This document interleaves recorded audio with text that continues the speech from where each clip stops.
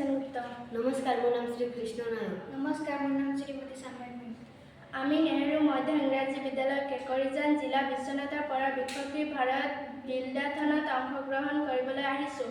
আমাৰ primary theme হৈছে সমৃদ্ধি ভাৰত আৰু idea category health and wellness. আমাৰ সমীক্ষাৰ বিষয় শিৰোনাম মোবাইল ফোনৰ অত্যাধিক ব্যৱহাৰ ফলত শিশুত শাৰীৰিক আৰু মানসিক বিকাশত বাধা। মোবাইল ফোনৰ অত্যাধিক ব্যৱহাৰ ফলত শিশুৰ শাৰীৰিক আৰু মানসিক উৎকৰ্ষত বাধা। বৰ্তমানে সময়ত পিতৃ মাতৃসকলৰ বাবে তেওঁলোকৰ শিশুসকলৰ অত্যাধিক মোবাইল ফোনৰ প্ৰতি আসক্তি এটা অতি চিন্তনীয় বিষয় হৈ পৰা দেখা গৈছে।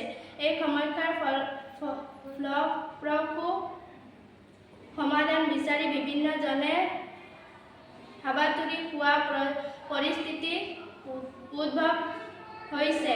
বহু সময়ত পিতৃ মাতৃসকলক তেওঁলোকৰ সন্তানৰ এনে সমস্যাৰ পৰা পৰিত্ৰাণ উপায় বিচাৰি চিকিৎসকৰ কাষ চাপিব লগা হয়।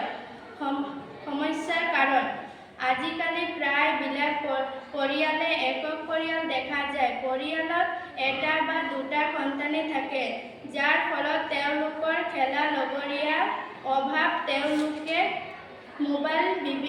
মোবাইল বিভিন্ন গেম, কাৰ্টুন, ফিল্ম ইত্যাদি চাই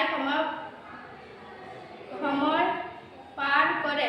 বহু সময়ত পিতৃ মাতৃসকলে সন্তানৰ এই সমস্যাৰ কাৰণ হোৱা দেখা যায়। সন্তানবিলাকে মাক দেউতাকৰ কাম